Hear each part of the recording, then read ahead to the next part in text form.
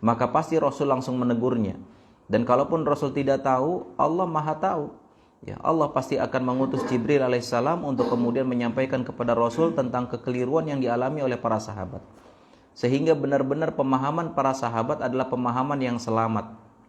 Makanya ya, para ulama itu mengatakan bahwasannya jika kita ingin benar di dalam beragama, yuk kita fahami agama ini, kita yakini agama ini, kita amalkan agama ini sesuai dengan Al-Quran dan Sunnah, yang kemudian keduanya difahami sesuai dengan pemahamannya para sahabat. Walaupun itu bertentangan dengan budaya, walaupun itu bertentangan dengan kebanyakan orang, walaupun mungkin bertentangan dengan orang tua kita, dengan nenek moyang kita, maka harus kita kedepankan apa-apa yang sesuai dengan Al-Quran dan Sunnah dan pemahaman para sahabat. Ini poinnya. Kemudian di dalam penyampaian berikutnya, kita sampaikan juga tentang bagaimana tata cara kita bisa mengetahui mana yang sesuai dengan pendapat atau pemahaman para sahabat dan mana yang tidak sesuai dengan pemahaman para sahabat. Dan untuk bisa mengetahui ini semuanya adalah harus dengan ilmu. Ya, karena tidak ada jalan lain untuk bisa kita ketahui kecuali dengan ilmu. Nggak ada istilahnya tiba-tiba tahu-tahu kita bisa faham. Tiba-tiba kita bisa membedakan mana yang benar dan mana yang salah. Nggak bisa seperti itu. Tapi harus dengan ilmu, dan untuk menggapai ilmu itu kita harus menuntutnya, kita harus mencarinya, kita harus mengejarnya. Maka dari itu Rasulullah SAW dengan tegas mengatakan dalam salah satu hadis dari sahabat Anas bin Malik radhiyallahu anhu, beliau mengatakan talabul ilmi faridatun ala kulli muslim. Menuntut ilmu agama itu hukumnya wajib bagi setiap kaum muslimin, baik laki-laki maupun wanita. Jadi nggak bisa apapun profesi kita, apapun status sosial kita di masyarakat, yang namanya menuntut ilmu agama itu wajib. Ya. Dan itu tidak terbatas hanya di bangku sekolah, di bangku perkuliahan, tidak. Dan itu juga tidak dibatasi dengan umur. Sampai sepanjang hayat kita tetap dituntut untuk menuntut ilmu agama. Sebagaimana dilakukan oleh Imam Ahmad rahimahullah. Bahkan beliau dalam kondisi yang tua, ya, masih kemudian menuntut ilmu sampai-sampai muridnya heran. Wahai imam, sampai kapan engkau menuntut ilmu? Maka beliau mengatakan, sampai aku berada di liang lahat. Dan juga tidak terbatas menuntut ilmu bagi orang yang sehat saja. Orang yang sakit juga tetap dituntut untuk menuntut ilmu sesuai dengan kemampuannya tentu. Bukankah Al-Imam Asy-Syafi'i rahimahullah, beliau itu tetap dalam kondisi menuntut ilmu walaupun sedang dalam keadaan sakit parah. Maka diriwayatkan dalam biografi beliau itu, beliau sambil menulis, ya, dalam kondisi keluar darah dari duburnya, karena beliau punya penyakit semacam wasir kalau bahasa kita sekarang, karena saking banyaknya duduk gitu kan, karena sering mutolaah belajar, sambil menetes darah dari duburnya beliau tetap belajar. Ya, Masya Allah ulama dulu. Makanya sampai detik ini kita bisa merasakan bagaimana keilmuan mereka, bagaimana jasa-jasa mereka, dan itu menjadi pahala jariah bagi mereka. Menjadi pahala yang mengalir, walaupun orangnya sudah meninggal, tapi pahalanya terus bisa mereka panen. Dan kemudian kita juga sudah jelaskan ilmu apa dulu yang harus kita pelajari. Apalagi di waktu kita yang sangat terbatas ini, apalagi di tengah-tengah kesibukan kita dalam mencari dunia, maka kita harus bisa memanfaatkan waktu sebaik-baiknya. Maka ada hal-hal yang paling prioritas yang harus kita pelajari terlebih dahulu sebelum yang lainnya. Maka kita sudah sebutkan, yang paling pertama yang harus kita pelajari adalah tentang ma'rifatullah. Itu tentang bagaimana kita mengenal Tuhan kita, Allah Subhanahu wa taala. Kita hidup di zaman di mana banyak orang beragama Islam itu hanya Islam KTP. Ketika ditanya Tuhannya siapa, ya dia jawab Allah. Tapi ketika ditanya lebih jauh dari itu, mereka nggak paham. Makanya banyak kita saksikan mereka beragama Islam tapi kemudian melanggar syariat Allah. Mereka masih berdoa kepada selain Allah. Mereka datang ke kuburan minta berkah di dalamnya. Di saat usahanya macet, dia datang ke dukun. Di saat belum dapat jodoh, datang juga ke dukun. Ini semua orang Islam. Tapi kenapa mereka perilakunya seperti itu? Karena mereka belum mengenal Allah. Makanya dituntut kita untuk mempelajari. Kita mempelajari tentang bagaimana rububiyah Allah Subhanahu wa taala. Bagaimana Allah Subhanahu wa taala zat yang maha mengatur jagat raya ini. Seluruh alam semesta ini diatur oleh Allah. Dia yang menghidupkan kita, yang mematikan kita, yang memberikan rizki kepada kita, yang menjamin bahagia atau sengsaranya kita, yang menurunkan hujan, yang membuat matahari bersinar dan bermanfaat untuk kita semuanya. Ini adalah Allah Subhanahu wa taala yang harus kita yakini. Tidak ada zat lain. Maka kalau kita sudah mengenal Allah dalam sisi ini, nggak ada lagi tuh keyakinan tuh ada Nyi Roro Kidul, penguasa pantai selatan misalkan. Nggak ada. Ya. Karena tidak ada yang bisa menguasai dunia ini kecuali siapa? Allah. Tidak ada yang mengatur jagat raya ini kecuali Allah. Nah, ketika kita sudah meyakini poin ini, maka tentu akan berangkat kepada uluhiyahnya Allah Subhanahu wa taala. Zat yang maha mengatur jagat raya ini, zat yang maha memberikan kehidupan dan kematian, zat yang maha memberi rizki, zat yang maha kuasa atas segala sesuatu, maka tentu zat yang seperti ini paling pantas untuk diibadahi. Paling pantas untuk dimintai dalam berdoa. Maka tidak ada lagi penyelewengan di dalam keyakinan. Tidak ada lagi kemudian orang minta-minta kepada selain Allah. Tidak ada lagi kemudian orang bertawakal kepada selain Allah. Ini pentingnya kita mempelajari siapa Tuhan kita. Dan kemudian juga kita mempelajari tentang asma dan sifat Allah. Nama-nama dan sifat Allah yang maha mulia. Di mana kita dapatkan di dalamnya Allahus Sami'ul Basir. Allah maha melihat, Allah maha mendengar. Allah maha pengasih, Allah maha penyayang, Allah maha keras siksaannya.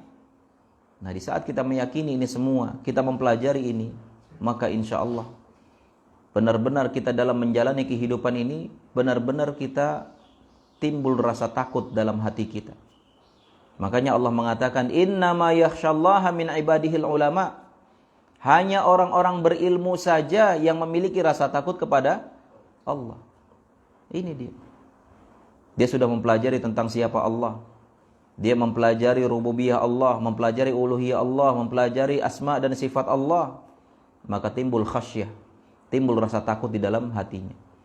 Sehingga ketika terbetik dalam hatinya ingin melakukan kemaksiatan, maka dia ingat, Allahu syadidul iqab. Allah maha keras siksaannya. Allah maha melihat. Walaupun secara tersembunyi kita melakukan kemaksiatan, Allah pasti melihat. Timbul khasyah, timbul rasa takut. Sehingga dengan ini, seseorang dalam menjalani kehidupan beragama itu benar. Bukan sekedar main-main, bukan sekedar lepas tanggung jawab. Di dalam muamalah kepada manusia pun benar. Di dalam dia bekerja misalkan sebagai karyawan, benar dia jalankan itu semuanya. Karena dia memiliki rasa khasyah. Enggak perlu lagi ada mandor. Karena dia merasa selalu diawasi oleh Allah Subhanahu wa ta'ala. Dan ini yang paling pokok Bapak, Ibu, para jamaah sekalian yang dirahmati Allah Subhanahu wa ta'ala. Ini yang menjadikan jaminan bahagia atau sengsaranya kita di kehidupan dunia, lebih-lebih di akhirat kelak. Jangan sampai kemudian dari sisi ini kita tergelincir. Dari sisi akidah, jangan sampai kemudian kita terjerumus dalam kesyirikan. Meminta kepada selain Allah, mendatangi kuburan-kuburan keramat. Meminta kepada selain Allah, mendatangi dukun-dukun dan peramal. Atau meyakini ada kekuatan lain selain kekuatan Allah yang bisa mengatur jagat raya ini. Hati-hati. Ini namanya kesyirikan. Yang Allah Subhanahu wa taala dengan secara tegas mengatakan, innallaha la yaghfiru ayyushraka bihi wa yaghfiru ma duna dzalika liman yasha. Allah tidak akan mengampuni dosa kesyirikan dan Allah akan mengampuni dosa selain dari dosa kesyirikan bagi siapapun yang dia kehendaki. Maknanya adalah seseorang yang melakukan dosa kesyirikan belum sempat bertobat sampai akhir hayatnya, maka dia kekal di dalam neraka. Beda kalau seandainya seorang melakukan dosa selain dari dosa kesyirikan. Dia masih punya keimanan kepada Allah, dia tidak melakukan dosa kesyirikan walaupun dosanya besar. Membunuh, mencuri, berzina, wal'iyadzubillah. Tapi kemudian dia di akhirat masih di bawah kehendak Allah. Kalau Allah berkehendak, Allah ampuni. Kalau Allah berkehendak juga, Allah akan adab dia terlebih dahulu sampai bersih dari dosa-dosanya, kemudian endingnya di surga. Beda yang melakukan kesyirikan. Nah, kita berhati-hati. Jangan sampai sepanjang kehidupan kita pernah terjerumus dalam kesyirikan. Kalaupun ada yang sudah terlanjur, maka bertaubatlah kepada Allah dengan taubatan nasuha. Dengan kita meninggalkan dosa tersebut, dengan kita menyesalinya, dan kita berazam, bertekad kuat untuk kemudian tidak kembali dalam dosa yang sama. Kemudian juga ilmu yang kedua yang sudah kita sampaikan juga, bahwasannya kita harus mempelajari tentang ma'rifatun nabi. Yaitu kita harus mengenal nabi kita nih. Kalau ditanya siapa nabinya, dia bisa jawab, nabi saya Muhammad SAW. Tapi hanya sebatas itu. Bagaimana dengan syariat yang dibawanya? Bagaimana dengan akhlaknya? Bagaimana dengan konsekuensi dari keimanan kita kepada Rasul Muhammad SAW? Itu juga harus dipelajari. Karena ini yang bisa mencerminkan bagaimana kehidupan beragama kita. Ini yang menjadikan kita serius dalam beragama, enggak bermain-main. Enggak sedikit-dikit ketawa, ngakak sana sini gitu. Lagi bicara masalah neraka malah dibikin lawakan gitu. Maka ini yang harus kita faham. Lihatlah bagaimana Rasulullah SAW ketika beliau menyampaikan tentang kisah neraka, tentang kenikmatan surga, tentang akhirat, para sahabat menangis. Sampai-sampai mereka mengatakan, ya Rasulullah, kalau kami sedang ada di dekatmu, mendengarkan petuah-petuahmu, seolah-olah di hadapan kami itu akhirat. Seolah-olah kami itu sudah tidak bersyahwat lagi dengan dunia. Tapi kemudian di saat kami jauh darimu, kami kembali kemudian ditipu daya oleh dunia. Sehingga lupa akhirat. Ini para sahabat, lalu bagaimana dengan kita? Maka harus kita serius dalam masalah ini. Kita mempelajari siapa nabi kita. Dan yang paling inti dalam masalah ini adalah wajib bagi kita at-tasdiq fima akhbar. Kita wajib mengimani, membenarkan apapun yang dikabarkan oleh Rasul. Tidak ada sedikit pun keraguan di dalamnya. Enggak bisa kenapa begini, kenapa begitu. Ketika Rasul katakan A, wajib kita benarkan A. Walaupun itu masalah gaib. Walaupun itu hal yang kita tidak tahu. Walaupun itu mungkin tidak logis menurut akal kita yang pendek ini. Tapi ketika Rasul katakan A, maka wajib bagi kita membenarkannya. Dan ini sudah dipraktekkan oleh sahabat Abu Bakar radhiyallahu anhu. Ketika di zaman itu terjadi peristiwa Isra Mi'raj, di mana Rasul diberangkatkan, dijalankan oleh Allah dari Masjidil Haram menuju Masjidil Aqsa. Dan kemudian ke Sidratul Muntaha, ke langit ketujuh. Dan kembali lagi ke Masjidil Haram di malam yang sama. Zaman di mana belum ada pesawat, belum ada sosmed, belum ada kendaraan bermotor. Tapi kemudian Rasul melakukan itu. Dan semua orang-orang Quraisy ketika itu pasti tidak mempercayainya. Dan bahkan demi Allah, kalaupun kita hidup di zaman itu, kita juga susah untuk bisa mempercayainya. Karena bagaimana bisa ini Muhammad seorang buta huruf, nggak bisa baca tulis, mengaku demikian. Makanya orang-orang Quraisy mengatakan Muhammad majnun, Muhammad gila. Tapi lihat apa yang dilakukan oleh Abu Bakar radhiyallahu an. Dan ini yang menjadikan alasan, yang menjadi sebab utama kenapa kemudian Abu Bakar dijuluki As-Siddiq, orang yang senantiasa membenarkan apa yang disabdakan oleh Rasulullah sallallahu alaihi wasallam. Ketika sampai kabar itu kepada Abu Bakar mengatakan, saya mengimani dan membenarkan apapun yang dikatakan oleh Muhammad. Dan demi Allah, kalaupun seandainya di hadapanku ada dinding berwarna putih, Muhammad katakan itu hitam, demi Allah saya akan dustai mata saya dan saya akan imani Muhammad sallallahu alaihi wasallam. Ayo kita ukur kadar kita dengan Abu Bakar. Sudahkah kita demikian? Ini uswah hasanah kita. Ini contoh kita, ini teladan kita. Sudahkah kita demikian dalam membenarkan apa yang disabdakan oleh Rasul? Rasul mengatakan man amila amalan laisa alaihi amruna fahuwa raddun. Hadis sahih dikeluarkan oleh Imam Muslim dalam kitab sahihnya dari Aisyah radhiyallahu anha, istri Rasulullah SAW. Rasul mengatakan siapa yang melakukan suatu amalan, amal ibadah yang tidak pernah dicontohkan olehku, kata Rasul, maka amalannya tidak diterima. Ini gaib bukan? Ini masalah gaib. Urusan diterima atau tidaknya amalan seorang. Tapi yang mengatakan siapa? Rasul Muhammad SAW. Wa ma yantiqu anil hawa in huwa illa wahyu yuha. Rasul seorang yang tidak pernah berkata dari hawa nafsunya. Tapi apa yang beliau katakan adalah wahyu dari Allah. Beliau mengatakan enggak diterima.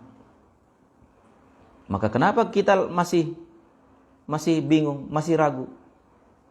Ustaz, tapi ini beda sama kebanyakan orang. Ustaz, ini beda dengan nenek moyang kita tradisinya. Ini beda dengan ini, beda dengan itu. Ini Rasul yang bilang. Jangan dibenturkan perkataan Rasul dengan pendapat yang lainnya. Bahkan Imam Syafi'i rahimahullah, Imam Ahmad rahimahullah, Imam Malik rahimahullah, semua imam-imam madhab 4 itu sepakat mereka mengatakan idza shahal hadits fa huwa madhhabi. Apabila hadisnya sahih, maka itulah madhabku. Jadi ini yang harus kita fahami. At-tasdiq fi ma akhbar. Kita wajib mengimani apapun yang dikabarkan oleh Rasulullah sallallahu alaihi wasallam. Dan yang kedua, al-imtithal fi ma amar. Wajib bagi kita mentaati segala apapun yang diperintahkan oleh Rasul. Walaupun itu bertentangan dengan kebanyakan orang. Makanya Bapak Ibu para jamaah sekalian yang dirahmati Allah Subhanahu wa taala, yang sudah terlanjur meyakini bahwasannya kalau banyak itu pasti benar, maka perlu diluruskan ini. Ukuran kebenaran itu bukan banyaknya orang. Tapi ukuran kebenaran adalah yang paling bersesuaian dengan wahyu, Al-Quran dan Sunnah, dan juga dengan pemahaman para sahabat. Ini ukuran kebenaran. Bahkan Allah menyinggung dalam Al-Quran, wa in tuti aktsara man fil ardi yudilluka an sabilillah. Apabila kamu mengikuti kebanyakan orang, maka kamu pasti dibuat tersesat dari jalan Allah. Sekarang coba kita hitung-hitung di dunia ini. Kira-kira lebih banyak mana? Orang soleh atau orang salahnya? Orang yang melakukan ketaatan kepada Allah atau yang melakukan kemaksiatan kepada Allah? Mana yang lebih banyak? Pasti yang lebih banyak yang melakukan kemaksiatan kepada Allah. Lalu apakah gara-gara mereka banyak kita klaim mereka benar? Tidak. Sebagaimana ukuran kebenaran bukan dari banyaknya, maka juga ukuran kebenaran bukan dari sedikitnya. Makanya ukuran kebenaran adalah yang paling bersesuaian dengan wahyu. Tapi ini sudah dari zaman dulu, Ustaz. Sudah turun-temurun dari kakek nenek kita seperti itu. Ini Ustaz, ini sesuatu yang baru nih Ustaz ngomong begini. Berarti Ustaz salah. Tidak juga jaminan seperti itu. Karena alasan-alasan seperti itu persis sama seperti alasan-alasan orang-orang Quraisy dan bahkan umat-umat nabi-nabi terdahulu. Ketika mereka dikatakan, ya qaum, u'budullaha wa la tusyriku bihi syai'. Wahai kaumku, janganlah kalian mempersekutukan Allah. Tapi mereka mengatakan apa? Inna wajadna aba'ana. Kami mendapati orang tua kami mendapati nenek moyang kami sudah seperti ini. Maka ini yang kita jalani. Tetapi sayangnya, apa yang dilakukan oleh nenek moyangnya, oleh orang tuanya dulu, ternyata tidak sesuai dengan petunjuk Allah. Mereka melakukan kesyirikan, mereka menyembah berhala, mereka yakin kepada selain Allah, mereka meminta kepada selain Allah. Itulah yang terjadi di umat-umat nabi-nabi terdahulu, seperti umat Nabi Nuh, dan bahkan umatnya Nabi Muhammad SAW, itu orang-orang Quraisy ketika itu, yang kemudian ditentang dakwahnya, atau ditentang oleh Rasulullah SAW dan didakwahi mereka itu. Maka wajib bagi kita dalam hal ini al-imtithal fi ma'amar, menjalani segala apapun yang diperintahkan oleh Rasul. Gak ada lagi kemudian mencela, gak ada lagi kemudian merendahkan. Jangan sampai kemudian dituduh macam-macam. Seseorang yang menjalani, berusaha mengikuti perintah Rasul, apalagi zaman sekarang mudah-mudah sekali, dituduh teroris lah, dituduh pemecah belah umat lah, dituduh ini, dituduh itu. Kepada seorang yang benar-benar berusaha ingin mengikuti Rasulullah SAW. Bukankah dalam ayat Allah mengatakan, laqad kana lakum fi Rasulillahi uswatun hasanah. Sungguh telah ada pada diri Rasul contoh suri tauladan yang baik yang harus kita ikuti. Nah ini ada orang ikut contoh kepada Rasul. Baik secara penampilan misalkan, baik secara amaliyah. Wah ini udah mulai rajin ke masjid nih, jangan-jangan teroris. Zaman sekarang kan begitu. Apalagi jenggotnya panjang nih, wah ini teroris. Apa teroris itu? Terong diiris-iris. Ya mudah menuduh. Padahal mereka adalah orang-orang yang benar-benar berusaha mengaplikasikan ayat Allah, menjadikan Rasul sebagai uswah hasanah. Kenapa di saat orang berusaha ingin mengikuti Rasul kemudian dituduh macam-macam, tapi banyak anak-anak muda berusaha mengikuti artis-artis Korea lah, artis-artis Eropa segala macam. Kenapa kemudian harus dihargai, harus dihormati segala macam? Nah, ini yang harus kita luruskan. Seharusnya patut kita bangga bahkan sebagai orang tua misalkan, ketika kita mendapati anak-anaknya Masya Allah rajin ke masjid, rajin belajar ilmu agama, dan bahkan menampakkan syiar-syiar Islam itu dalam rangka mengikuti Rasulullah SAW. Bagus. Jadi ini yang harus kita fahami terkait dengan ma'rifatun Nabi. Kemudian yang ketiga adalah al-ijtina fi manaha anhu wa zajar, yaitu kita menjauhi segala apa yang dilarang oleh Rasul. Menjauhi segala yang dilarang oleh Rasul. Ya. Di zaman kita ini anak-anak muda, ya Allah, ya, karena mungkin begitu menyebar luasnya sosmed ini, pengaruh sangat luas sekali. Sampai-sampai di zaman sekarang ini hal-hal yang haram itu udah jadi biasa. Ya. Babi, daging babi, minum-minuman keras, obat-obatan, zina segala macam sudah dianggap biasa. Kita dapati anak-anak kita kalau nggak punya pacar, kita itu udah kayak gimana. Ya. Jadi kayaknya udah wajib harus punya pacar. Ini suatu hal yang dilarang oleh Rasulullah SAW. Bahkan difasilitasi oleh orang tuanya. Datang pacarnya ke rumah difasilitasi. Sengaja orang tuanya tinggal ke kamar. Dibiarkan anaknya pacaran di ruang tamu. Ya. Ini waliyadzubillah. Ketika kita memfasilitasi, mengizinkan, ini dosa besar. Apalagi kalau seandainya tidak ada pengingkaran dalam hati. Ngeri sekali. Padahal dengan jelas Rasul mengatakan, man ra'a minkum munkaran falyughayyirhu biyadihi, fa illam yastati fa bilisani, fa illam yastati fa biqalbihi wa huwa adhaful iman. Apabila salah seorang di antara kalian melihat kemungkaran, melihat kemaksiatan, maka rubah dengan kekuasaan, dengan kekuatan kalian kalau ada. Ya. Seperti misalkan sebagai Pak RT, sebagai Pak RW, sebagai ketua apa gitu kan. Dia punya power, punya kuasa. Ketika ada kemungkaran, ada kemaksiatan yang di bawah kepemimpinannya, maka dia punya power itu untuk merubahnya, untuk mengingkarinya. Dengan melarangnya, dengan mencegahnya. Tapi kalau tidak memiliki kemampuan, fabilisanihi, dengan lisannya. Dia kasih nasihat yang baik. Dengan hikmah. Dengan sopan santun. Jika tidak memiliki kemampuan, fabiqalbihi, dia ingkari minimal dengan hatinya. Wa huwa adhaful iman. Dan ini adalah selemah-lemahnya iman. Nah, kita dapati orang tua di rumah dia punya power. Dia bisa lakukan itu, mencegah kemungkaran di rumahnya terjadi. Bisa juga dengan lisannya. Tapi sayang, mengingkari dengan hati aja tidak. Malah difasilitasi kemungkaran, kemaksiatan terjadi di rumahnya. Nah, ini kan berarti dipertanyakan. Al-ijtina fi manha anhu wa zajar. Konsekuensi dari kita bersyahadat tentang Nabi Muhammad SAW, yaitu menjauhi segala apa yang dilarang oleh beliau. Bahkan dalam ayat Allah katakan, ya, wala taqrabuz zina, jangan dekati zina. Mendekati saja tidak boleh. Ya. Maka ini juga harus diperhatikan. Dan banyak hal-hal lain, ya. Yang intinya wajib bagi kita untuk menjauhi segala apa yang dilarang oleh Rasulullah sallallahu alaihi wasallam. Makanya Allah berfirman, "Wa ma atakumur rasulu fakhudhuhu wa ma nahakum anhu fantahu." Apapun yang diperintahkan oleh Rasul maka ikuti, dan apa yang dilarang maka jauhi. Kemudian yang berikutnya, ya, yaitu ilmu yang ketiga yang harus kita pelajari. Yang pertama tadi ma'rifatullah, mengenal Allah. Yang kedua ma'rifatun nabi, mengenal siapa nabi kita.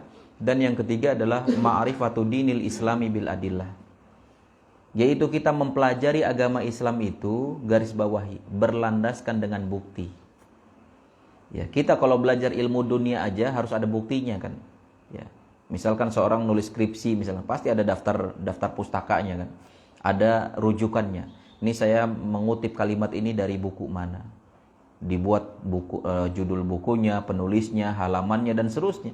Apalagi masalah agama.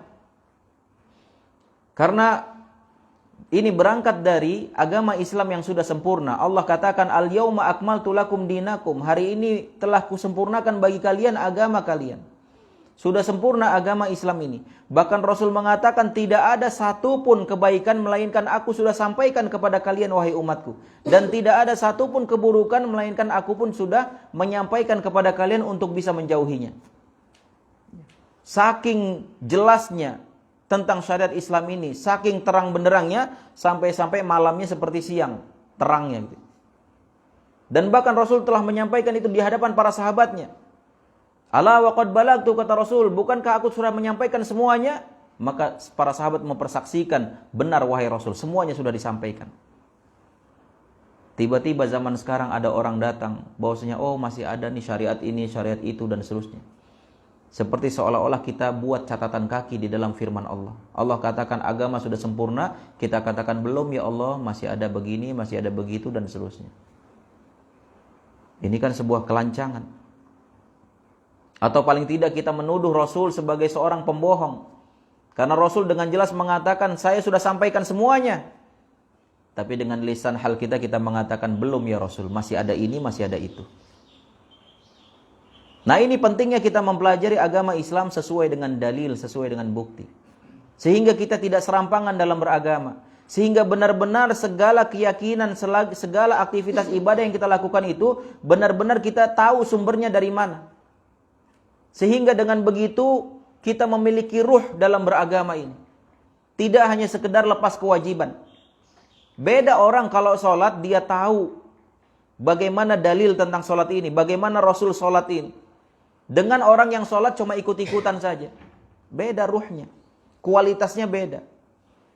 Makanya Rasul mengatakan, "Shallu kama ra'aitumuni usolli." Sholatlah kalian sebagaimana kalian melihat aku sholat. Dan itu sudah dijelaskan semuanya. Dari A sampai Z-nya sudah dijelaskan. Dulu saya ketika masih remaja, ketika masih belum mempelajari agama Islam dengan mendalam, ya, bahwa saya pikir ya sholat begitulah. Apa yang saya lihat, apa yang saya saksikan dari orang tua, dari kebanyakan orang, saya kira itu. Ya, tanpa ada dasar. Saya kira ini hanya turun-temurun, begitulah adanya. Tapi kemudian setelah saya mempelajari agama, ternyata demi Allah, dalam setiap gerakan, sampai gerakan terkecil itu ada dalilnya. Sampai gerakan terkecil dalam sholat itu ada dalilnya. Dalil itu maksudnya apa? Ada contoh dari Rasulnya. Dan itu diriwayatkan oleh para sahabat, di mana para sahabat begitu gigih, begitu semangat dalam mereka memperhatikan bagaimana sholatnya Rasul, sehingga kemudian bisa disampaikan kepada yang lainnya. Bahkan sampai bagaimana lirikan mata Rasul ketika misalkan asyhadu an la ilaha illallah, atau ketika menunjuk tangannya, ketika tahiyat. Ya, ketika kita nunjuk tangan gini, di mana pandangan Rasul, itu sampai diriwayatkan. Itu kan masalah kecil gitu. Tapi dijelaskan ternyata ada dalilnya. Ya. Sampai bagaimana gerakan tangannya, bagaimana takbirnya, doa apa yang dibaca, semuanya secara mendetail. Dan tentu kepada aktivitas ibadah yang lainnya juga seperti itu. Sudah sempurna. Maka yuk cocokkan sholat kita dengan sholatnya Rasul. Cocokkan sholawat kita dengan sholawatnya Rasul. Cocokkan doa kita dengan doanya Rasul. Dan semuanya. Dan ini namanya kita beragama sesuai dengan dalil. Sudah cukuplah selama ini kita beragama cuma ikut-ikutan. Yang itu kita tidak tahu apakah itu akan membawa kita ke surga atau ke neraka. Kita nggak tahu itu. Atau justru itu akan membawa kita ke jurang. Dan lebih susah kalau seandainya kemudian itu jadi keyakinan. Dan mereka menganggap itu adalah perbuatan yang benar, padahal keliru. Ini susah.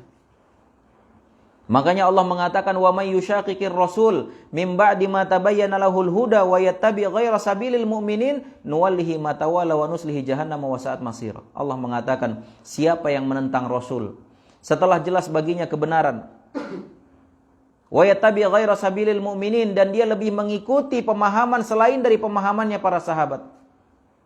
Ini udah dijelaskan, nih cara sholat nih begini. Ini loh contohnya dari Rasul, ini yang diperhatikan para sahabat. Dia bilang, oh itu beda sama orang kebanyakan. Oh itu beda dengan begini, dengan begitu.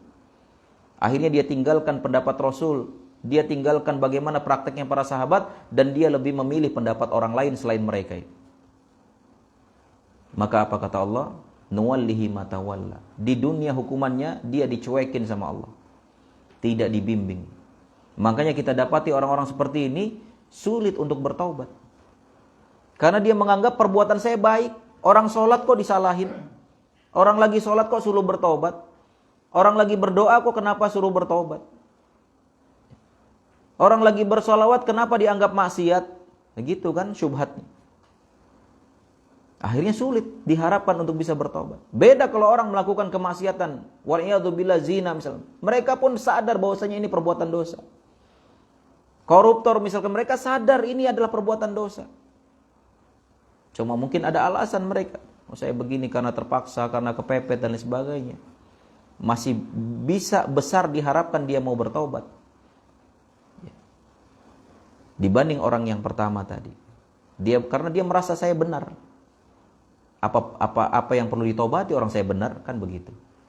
Nah, itu adalah bukti dari Allah tidak membimbing dia. Nuwallihi ma tawalla, kata Allah.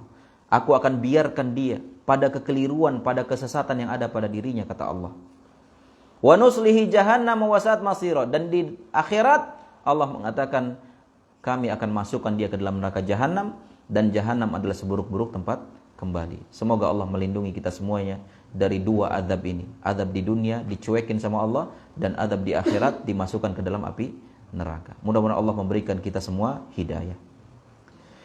Kemudian para jamaah sekalian yang dirahmati oleh Allah Subhanahu wa taala, kemudian kita kan tadi sedang berbicara tentang masalah ilmu apa saja yang perlu dipelajari. Setelah kita pelajari tadi tentang ma'rifatullah, ma'rifatun nabi, dan juga ma'rifatu dinil islami bil adillah, mempelajari agama Islam ini dengan berdasarkan dalil.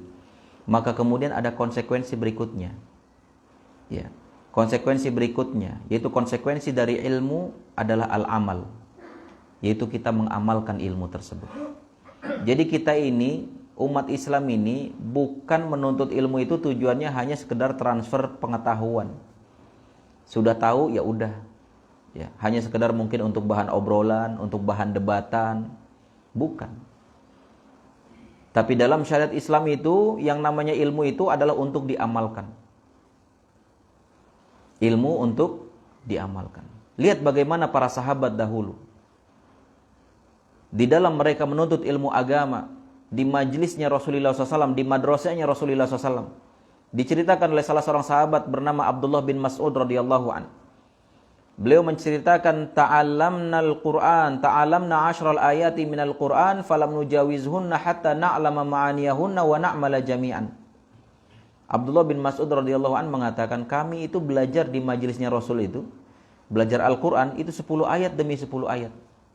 Dan kami tidak berpindah dari 10 ayat pertama kepada 10 ayat berikutnya, melainkan sebelumnya kita fahami dulu, kita baca, kita fahami, dan kita amalkan bersama-sama. Setelah itu baru kita pindah ke 10 ayat berikutnya. Lihatlah Masya Allah. Ya, kalau kita sudah berapa puluh ayat tadi dibacain, sudah berapa hadis dibacakan, tapi pengamalannya belum. Masih kita jadikan sebagai koleksi.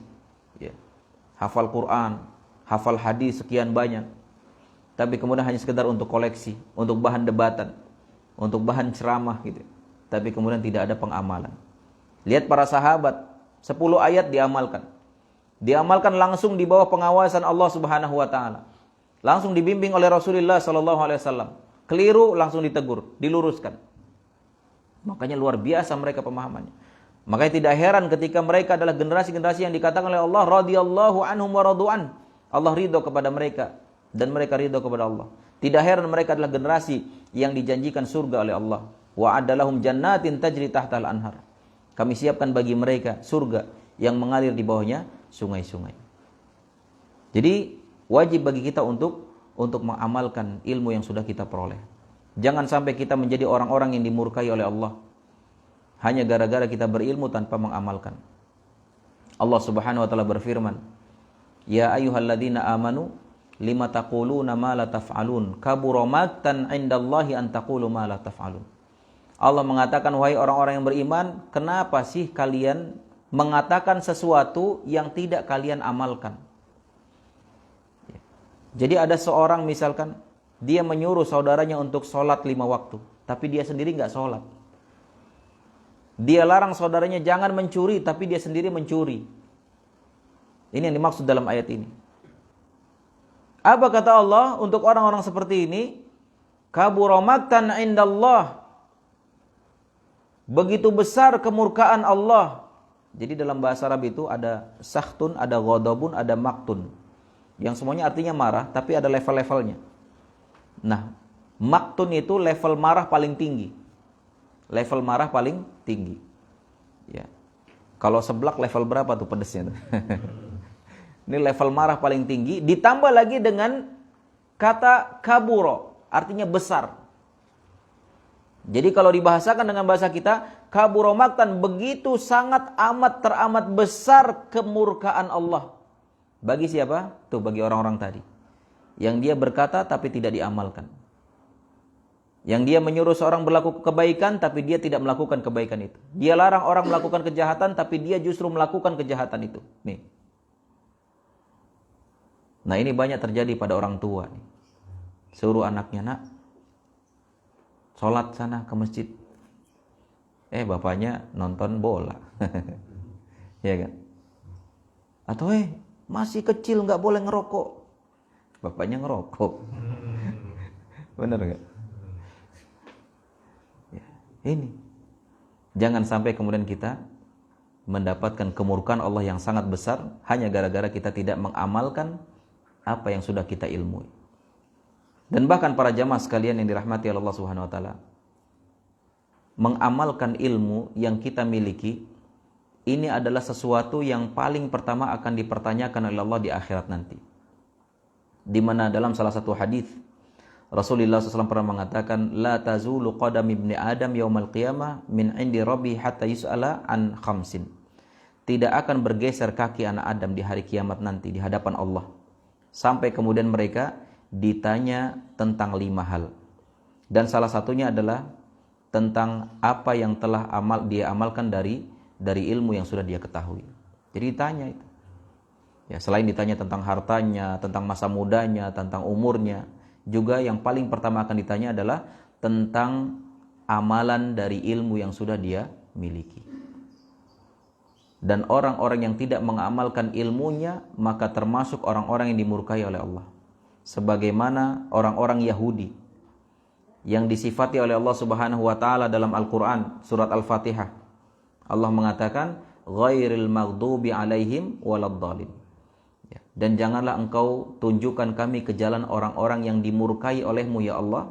Dan juga janganlah engkau tunjukkan kami kepada jalan-jalan yang orang-orang yang engkau sesatkan. Maka ahli tafsir mengatakan, dikit lagi ya, seperti Abdullah bin Abbas radhiyallahu anhuma, salah seorang sahabat besar, turjumanul Quran, ahli tafsirnya di kalangan sahabat. Beliau mengatakan ini maksud dengan al-maghdub alaihim, orang-orang yang dimurkai, adalah orang-orang Yahudi. Kenapa? Karena mereka adalah orang-orang yang berilmu tapi tidak mau mengamalkan ilmunya. Tahu nggak kenapa tiba-tiba orang-orang Yahudi ada di Madinah di zaman itu ya? Jauh sebelum Rasulullah SAW diangkat menjadi Rasul, jauh sebelum Rasulullah SAW hijrah dari Makkah ke Madinah, itu komunitas Yahudi itu sudah ada di Madinah. Karena penduduk asli Madinah itu adalah dari kabilah Aus dan Khazraj. Tapi kemudian masuk Yahudi. Ketika ditanya kenapa kalian ke sini? Karena kami dapati dalam kitab suci kami akan ada seorang nabi rasul yang terakhir yang akan menjadikan Madinah ini sebagai tempat hijrahnya. Makanya berbondong-bondong orang Yahudi ke sana. Dan bahkan orang-orang Yahudi itu sesumbar kepada Aus dan Khazraj, penduduk asli Madinah. Wahai Aus dan Khazraj, sebentar lagi akan datang seorang nabi dan rasul terakhir yang wajib bagi kalian untuk mengimani Rasul ini. Dan kalau seandainya kalian tidak beriman kepada Rasul ini, maka kami adalah orang yang paling pertama akan memerangi kalian. Sesumbar Yahudi. Tapi lihat buktinya. Ketika Rasul hijrah ke Madinah, apakah orang Yahudi beriman? Tidak. Bahkan tokoh besarnya itu si Abdullah bin Ubay bin Salul, tokoh munafik, menunjukkan keislaman tapi menyimpan kekufuran yang begitu dahsyat. Tidak mau beriman kepada Rasulullah SAW. Padahal mereka ya'rifunahu kama ya'rifuna abna'ahum. Mereka itu orang-orang Yahudi tahu tentang Rasul itu sebagaimana mereka tahu tentang anak-anak mereka. Secara detail tahu. Berarti kan ilmunya ada tuh. Ilmunya maksimal itu. Udah level profesor, bahkan mungkin di atas profesor. Tapi mereka tidak mau mengamalkan ilmu. Tidak mau beriman kepada Rasulullah SAW. Makanya mereka disifatkan oleh Allah dalam surat Al-Fatihah ini. Al-Maghdub alaihim. Orang-orang yang dimurkai oleh Allah. Waliyadzubillah, jangan sampai kita termasuk orang-orang seperti itu. Makanya para ulama mengatakan, dan kita seorang muslim, kalaupun punya sifat mirip-mirip seperti itu, maka kita juga termasuk orang-orang yang dimurkai oleh Allah. Berilmu tapi enggan beramal. Dan sebaliknya dalam ayat Al-Fatihah tadi, Allah mengatakan waladhdallin, dan janganlah engkau tunjuki kami kepada jalan orang-orang yang engkau sesatkan. Itu waladhdallin, orang-orang yang disesatkan oleh Allah atau orang-orang yang tersesat. Siapa mereka? Ya, mereka adalah orang-orang Nasrani. Yang sifatnya mereka rajin beribadah, luar biasa. Tapi sayangnya mereka beribadah tanpa ilmu. Kebalikan dari yang tadi. Yang satu berilmu tapi nggak mau beribadah, nggak mau mengamalkan ilmunya. Yang kedua ini rajin beribadah tapi tanpa ilmu. Zikir tiap hari ribuan kali, tapi tanpa disertai dengan ilmu. Sholat ini, sholat itu, tapi nggak ada dalilnya, nggak ada ilmunya. Nah ini dikatakan oleh Rasul, oleh Allah dalam Al-Quran adalah orang-orang Nasrani. Dan puncak dari kesesatan orang-orang ini adalah mereka menjadikan Isa alaihissalam sebagai Tuhannya. Dan ini tanpa ilmu. Jadi seorang muslim, seorang yang beriman kepada Allah dan Rasulnya, maka mereka di antara dua ini. Tidak berilmu, ya, tidak di golongan orang yang berilmu tanpa mengamalkan, tidak juga di golongan orang yang rajin beramal tapi tanpa ilmu. Kita seorang muslim adalah berilmu dan mengamalkan ilmunya. Ya. Nah sekarang begitulah cara kita beragama. Ayo kita mulai, semangat. Di sisa-sisa umur kita di dunia ini, kita nggak tahu nih di ruangan ini siapa yang duluan dipanggil oleh Allah. Ya. Atau ada yang mau daftar siapa duluan? Nggak tahu kita. Nah di sisa kesempatan waktu yang ada ini, yuk kita manfaatkan sebaik-baiknya. Ya, kita beragama dengan serius. Kita beragama berlandaskan bukti, berlandaskan ilmu. Yang dengan begitu insya Allah, walaupun amalannya sedikit, tapi dilandasi dengan ilmu, benar. Menjadi amal saleh namanya. Karena dalam ayat-ayat Al-Quran yang mengatakan wa'amilus salihat dan beramal saleh, ya, itu maksudnya adalah apa? Amalan yang paling sesuai dengan petunjuk Rasul, yaitu amalan yang sesuai dengan ilmu. Ya. Jadi ayo kita semangat di dalam beragama ini.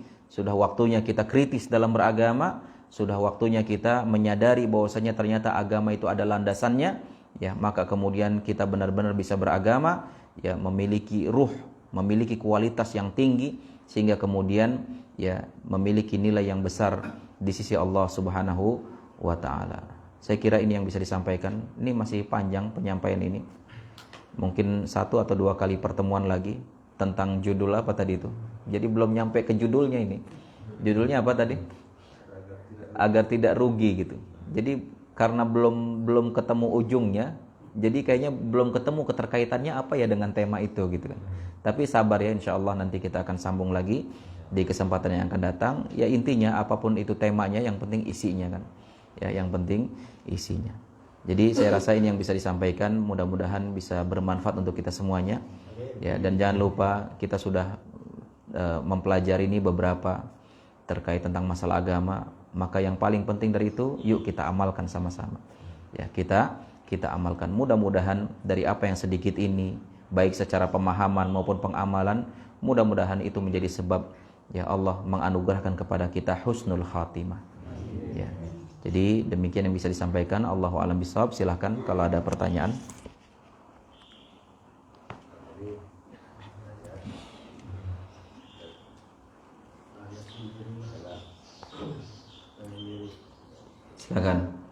Silakan Pak. Waalaikumsalam warahmatullahi wabarakatuh. Ustaz, saya mau nanya terkait dengan zikir ya, karena tadi dibilang bahwa ibadah yang tidak ada contohnya ya tidak diterima.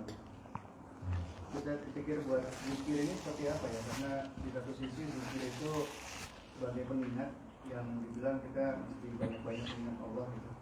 Tapi di satu sisi khawatir kalau misalnya terlalu banyak dan tidak dicontohkan juga jadi tidak beribadah.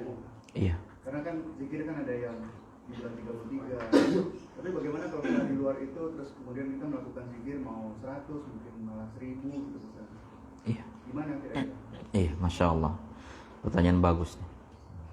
Jadi bicara masalah zikir berarti kita bicara tentang masalah ibadah. Ya. Apa itu ibadah?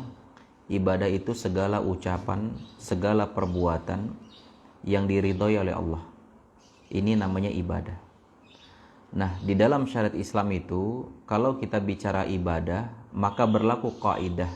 Berlaku kaidah, sebuah kaidah besar di dalam masalah ibadah itu bahwa hukum asal, hukum asli dari ibadah itu haram dilakukan kecuali kalau ada perintah. Saya ulangi, hukum aslinya ibadah itu haram dilakukan kecuali ada perintah. Kita bicara ibadah ya.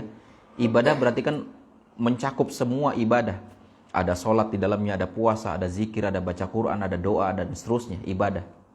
Maka kata para ulama, hukum asal ibadah itu haram dilakukan kecuali ada perintah. Sekarang saya tanya, kenapa Bapak Ibu sholat subuh? Melakukan ibadah sholat subuh. Kenapa? Karena ada perintah. Kenapa kita puasa di bulan Ramadan? Karena ada perintah. Kenapa kita puasa Senin Kemis? Karena ada perintah. Kan seperti itu. Nah begitu juga zikir. Kenapa kita berzikir? Karena ada perintah. Nah sehingga ketika kita ingin melakukan suatu aktivitas yang kita anggap ini adalah ibadah dalam rangka mendekatkan diri kepada Allah, tapi itu tidak ada perintahnya, tidak ada landasannya, maka haram dilakukan. Seperti seorang pengen, Ustadz, saya pengen puasa, ya, puasanya puasa pati geni, ya, ada nggak perintahnya puasa pati geni? Nggak ada. Saya pengen dapat kebal, Ustadz, gitu kan.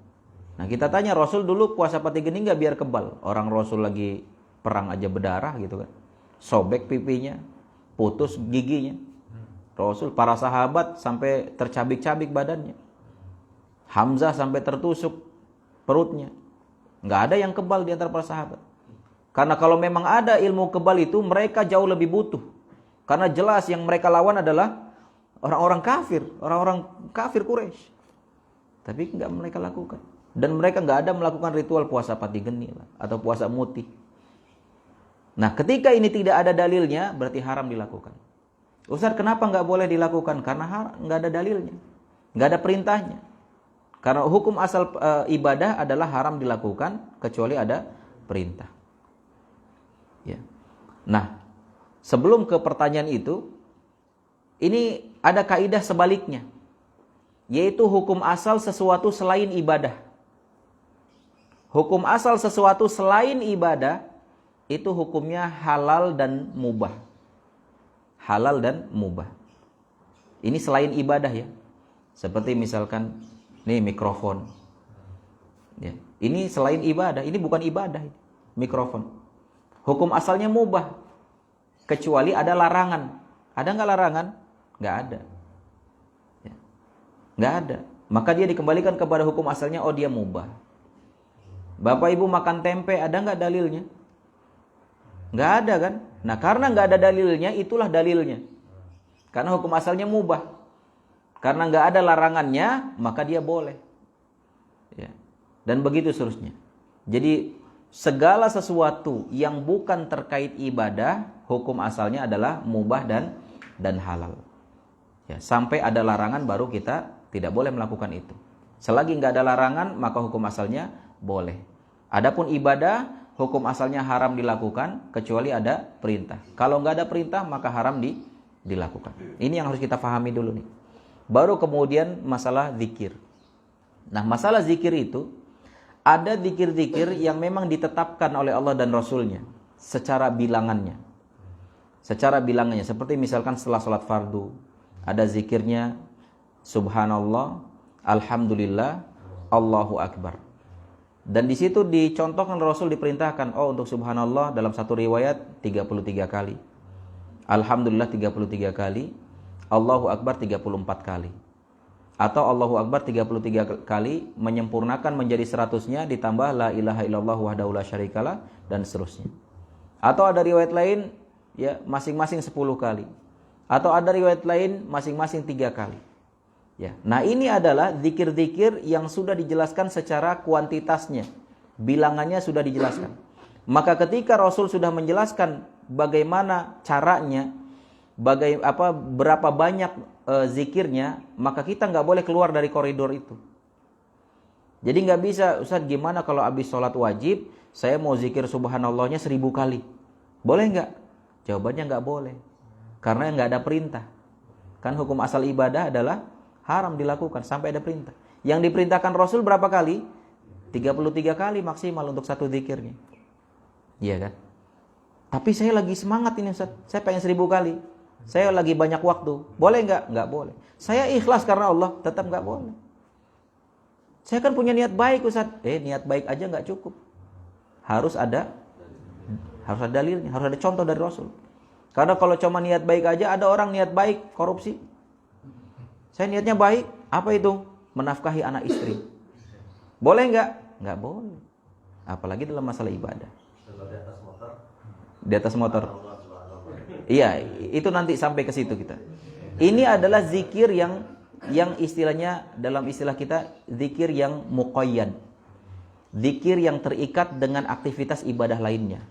Maka itu disebutkan bilangan-bilangannya. Zikir setelah sholat fardu, ya, salah satu contohnya.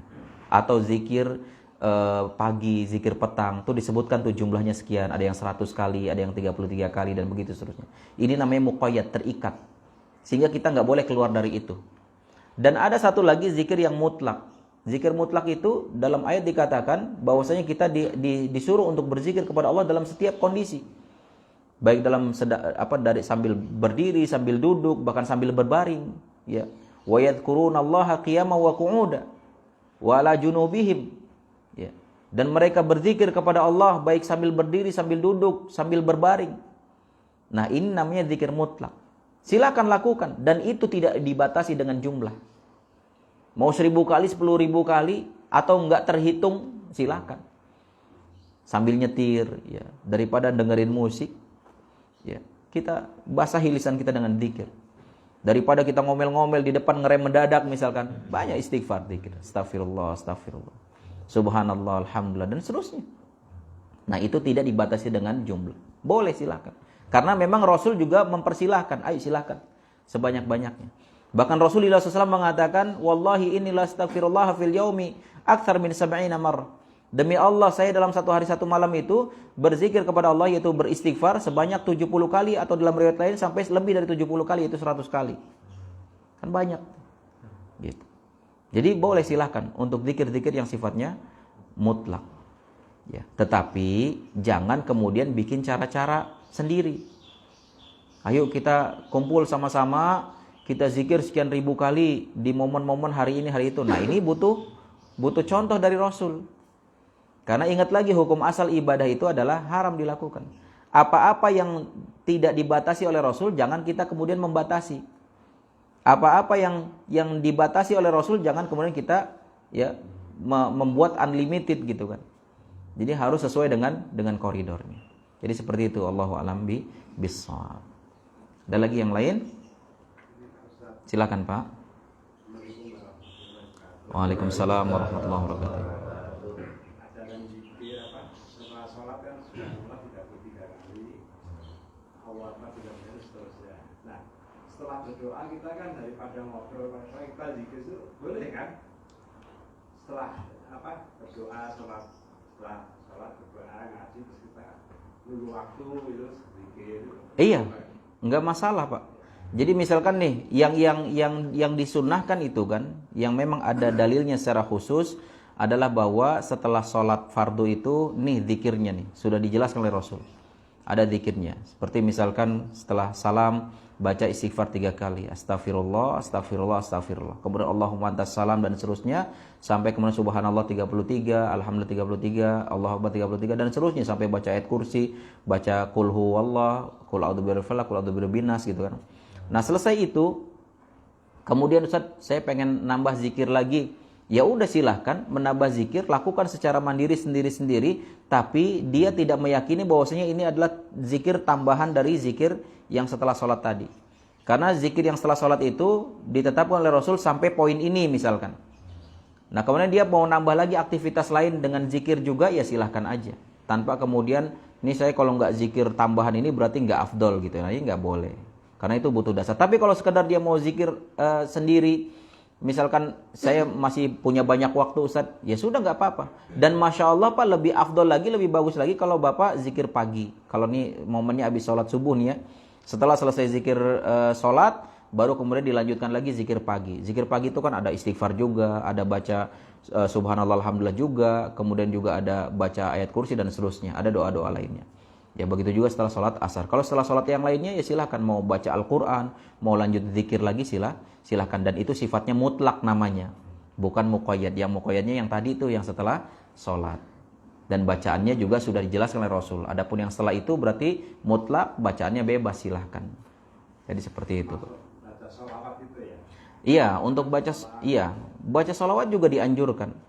Ya, baca sholawat dianjurkan. Bahkan ini adalah sebagai salah satu bentuk kebaikan kita kepada Rasulullah SAW.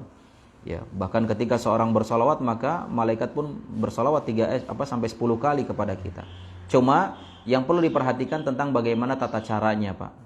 Tata caranya, karena dari sholawatnya sendiri ya tentu dianjurkan setiap kita. Bahkan dari tadi saya ucapkan Nabi Muhammad, langsung saya bersolawat sallallahu alaihi wasallam. Itu sholawat. Tidaklah kita mendengar atau mengatakan nama Nabi Muhammad kecuali kita bersalawat kepadanya dengan mengatakan sallallahu ala Muhammad atau sallallahu alaihi wa ala alihi washabihi ajmain dan seterusnya.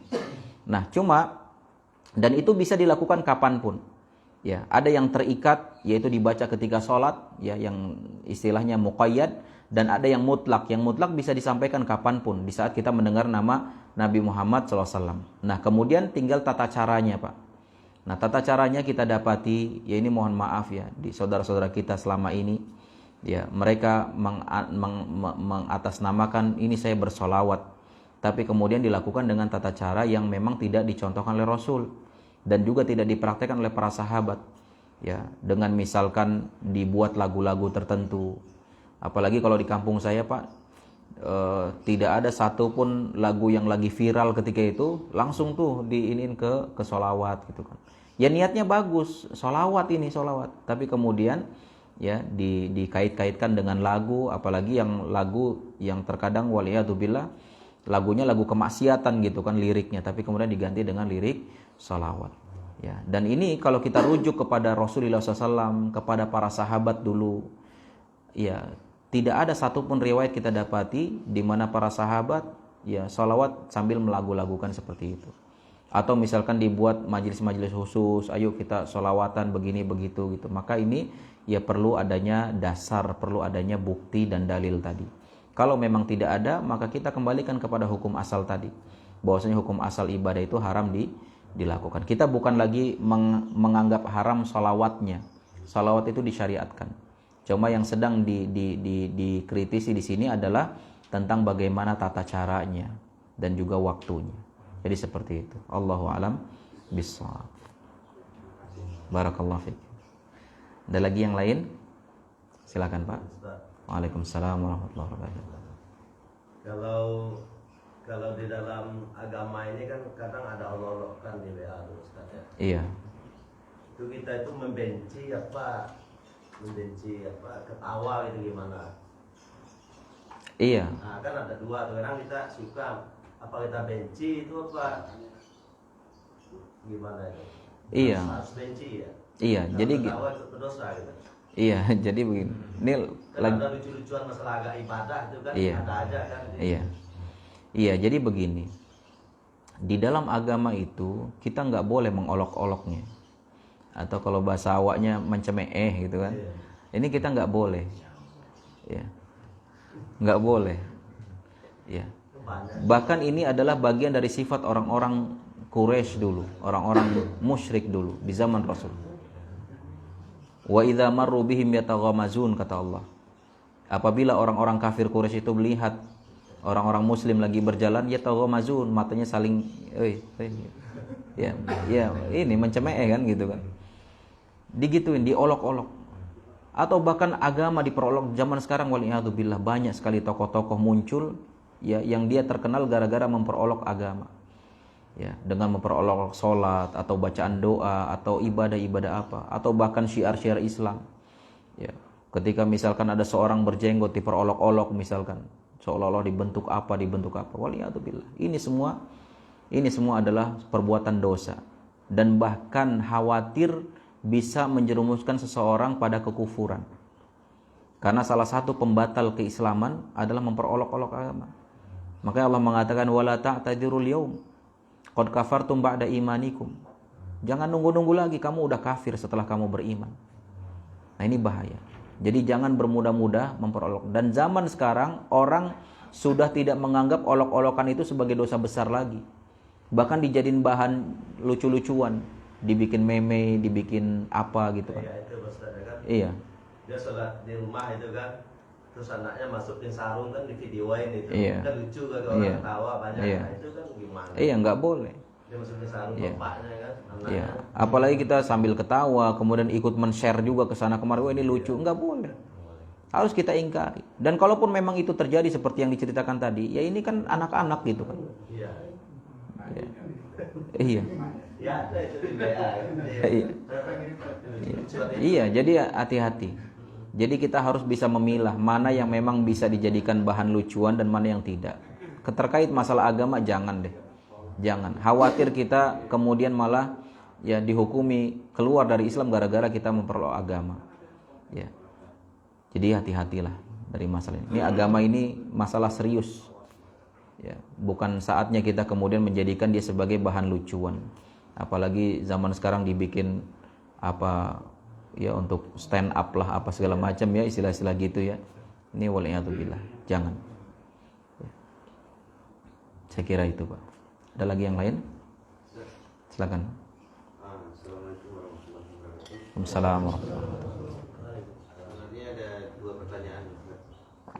Yang pertama itu ini kemarin saya sempat mendengar ada saya sholat waktu itu di waktu Jumatan di salah satu masjid gitu Ustaz. Iya. Itu ada doanya itu ada kita kan harus berdoa ke Allah gitu Ustaz. Itu doanya itu ada ya Allah dan ya Rasulullah gitu.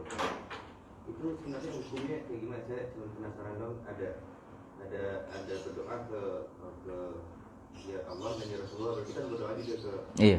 Rasulullah itu hukumnya gimana Ustaz? Ya ini nggak boleh. Ya, doa itu hanya kepada Allah. Kita jadikan tujuan doa satu-satunya itu hanya kepada Allah. Jangankan kepada makhluk lain, kepada Rasul, kepada malaikat juga nggak boleh. Sekarang begini, Allah menugaskan salah satu malaikat untuk menurunkan hujan, ya kan? Tapi boleh nggak kita minta sama malaikat untuk menurunkan hujan? Wahai malaikat penurun hujan, turunkan hujan. Boleh nggak? Nggak boleh, kesyirikan. Kita mintanya kepada siapa? Kepada Allah. Apalagi kita minta kepada selain yang memang dia tidak ditugaskan untuk itu. Ya, dan dalam hal ini konteksnya kepada Rasulullah. Minta kepada Rasulullah ini nggak boleh. Dan kita akui Rasulullah SAW adalah manusia termulia di atas permukaan bumi ini. Tidak ada satupun yang lebih mulia selain Rasulullah SAW. Tapi bukan berarti kemuliaan beliau itu kemudian membuat kita mengangkat beliau di atas dari yang seharusnya. Yaitu memposisikan beliau sebagai seorang Tuhan. Lalu apa bedanya kita dengan orang-orang Nasrani yang menjadikan nabinya sebagai Tuhan? Jadi kita nggak boleh minta kepada selain Allah. Walaupun di situ ada ya Allah, kemudian ya Rasulullah. Berarti kan mensyirikatkan, menyamakan posisi Allah dengan Rasulullah SAW. Ini kesyirikan, nggak boleh. Ya. Jadi ya mudah-mudahan mungkin yang menyampaikan itu tidak faham mungkin. Kemudian juga bagian dari itu kita juga tidak boleh bersumpah kepada selain Allah. Ini banyak kejadian anak muda nih. Demi Allah, demi Rasulullah. Ini nggak boleh. Demi Allah ya demi Allah aja, jangan sama demi Rasulullah. Karena ucapan demi Rasulullah ini kesyirikan.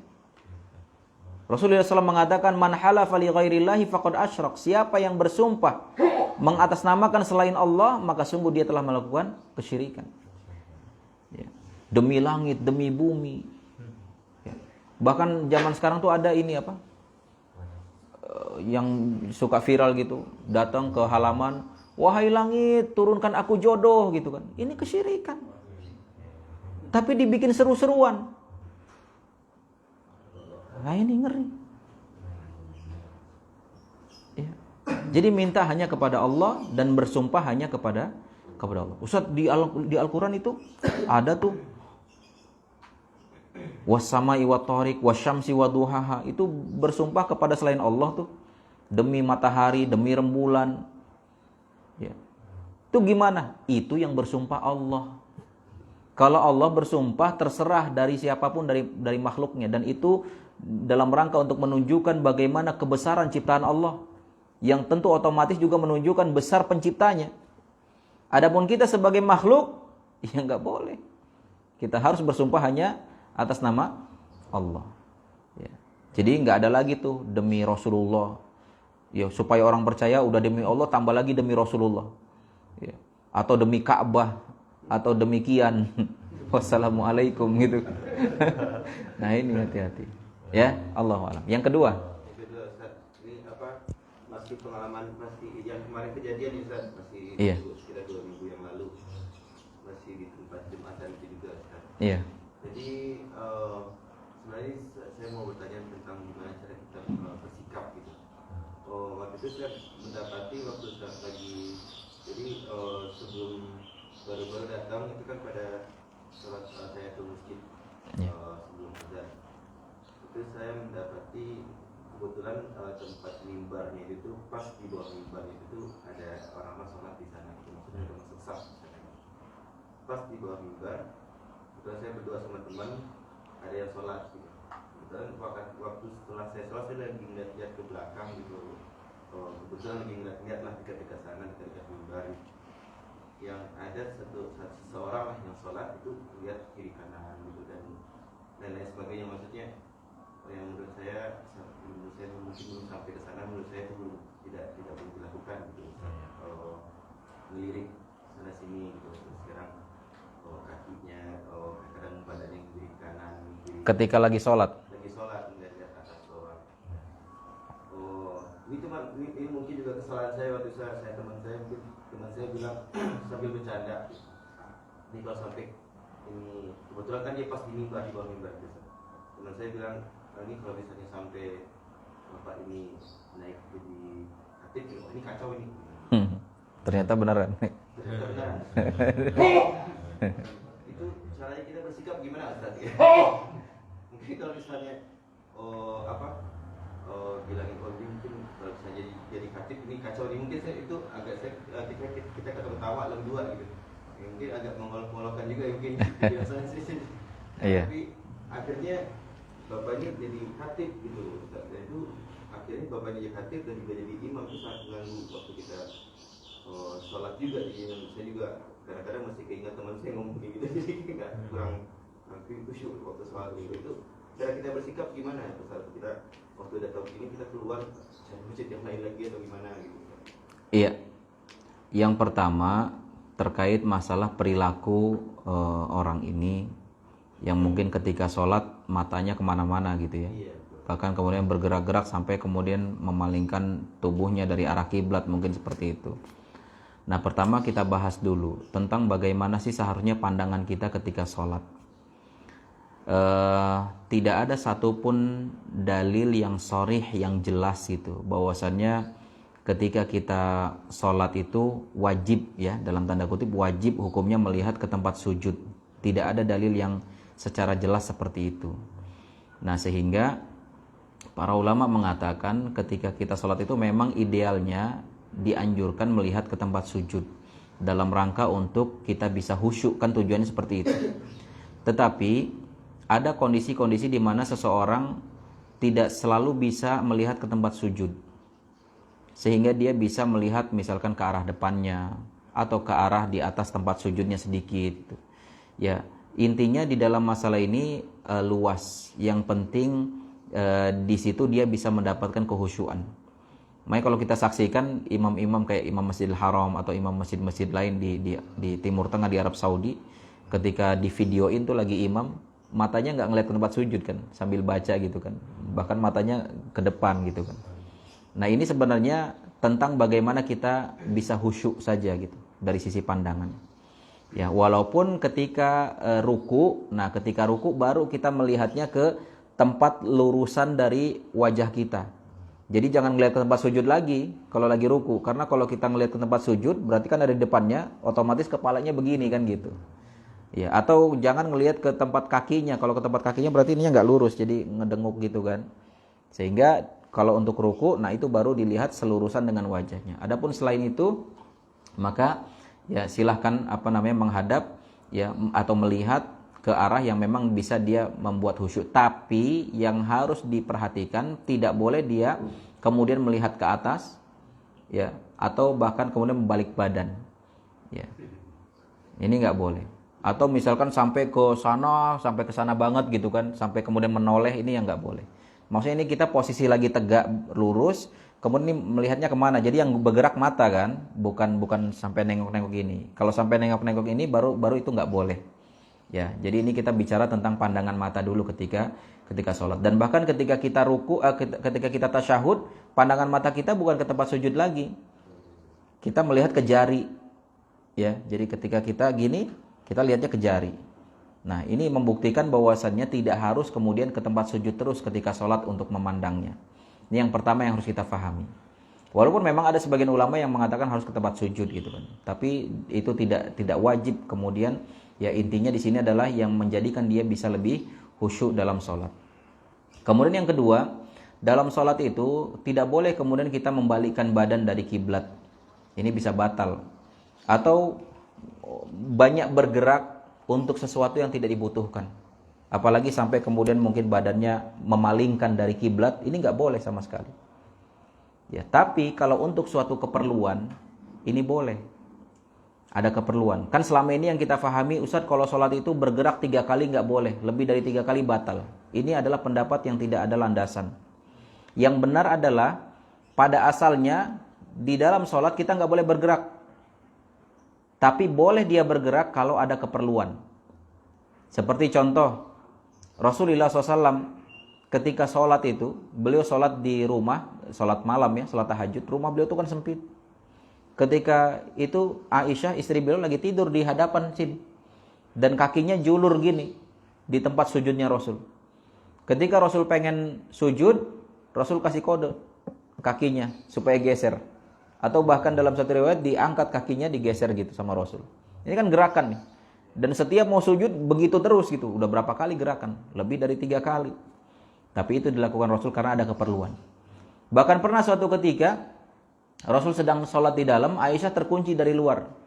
Pengen masuk, pintunya terkunci. Dan Aisyah ketok pintu. Dan Rasul berjalan, buka pintu, balik lagi ke posisi beliau sholat. Itu udah berapa kali gerakan? Boleh. Tapi ini yang rumahnya kecil ya. Kalau rumahnya gede, di lantai 2, ada orang ngebel, turun dulu lagi sholat, ya nggak begitu juga gitu. Ya. Jadi intinya di sini, gerakan tidak selalu tidak boleh. Tapi gerakan yang memang dibutuhkan itu dibolehkan. Atau misalkan ketika waliyadzubillah lagi sholat misalkan, tahu-tahu kebakaran atau gempa yang mengharuskan kita keluar. Gimana? Apa diam aja di dalam? Atau keluar kita? Keluar. Walaupun tanpa memutus sholat nggak masalah. Sehingga nanti kalau udah aman lanjut lagi nggak masalah. Walaupun misalkan ada obrolan sebelum itu nggak masalah. Bahkan Rasul pernah kejadian sholat zuhur atau asar, yang seharusnya 4 rakaat, baru 2 rakaat beliau salam. Sudah ada pergerakan, bahkan sudah ada obrolan. Sahabat nanya, Rasulullah, apa emang sholat zuhur ganti sekarang jadi 2 rakaat? Atau emang ada turun wahyu? Atau engkau lupa? Kata Rasul, semua itu enggak ada turun wahyu, dan saya juga kayaknya enggak lupa deh gitu kan. Akhirnya tanya para sahabat yang lain, gimana? Saya emang baru 2 rakaat ya? Iya. Udah terjadi obrolan. Akhirnya kemudian Rasul langsung sholat lagi. Melanjutkan sisa 2 rakaatnya tanpa membatalkan tadi ya. Jadi dianggap obrolan tadi itu terjadi masih di dalam sholat, walaupun sudah salam, tapi kan keliru kan. Nah, jadi di dalam sholat itu ada perbuatan-perbuatan yang memang dibolehkan, gerakan atau ucapan kalau memang itu memang dibutuhkan. Ya, nah kita tinggal lihat tadi tuh kasus tadi itu seperti apa gitu. Kita kan Allahu a'lam. Ya kita berbaik sangka aja. Mungkin dia bergerak memang ada kebutuhannya dan seterusnya. Nah, adapun tadi misalkan dia ada ucapan doa ya Allah ya Rasulnya, yaitu kan kita sudah nggak bisa menghindar lagi gitu kan. Tinggal banyak istighfar, dan kalau memang punya kemampuan ya kita nasihati beliau, tapi ya insya Allah kita nggak punya kemampuan untuk itu karena kapasitas kita nggak ada di situ kan. Ya kita doakan saja yang terbaik untuk beliau, dan nggak perlu juga harus keluar atau mengulangi sholat Jumatnya, nggak perlu. Insya Allah mudah-mudahan tetap dianggap sah. Allahu a'lam bishawab. Ada lagi? Cukup ya? Ya udah kesiangan ya.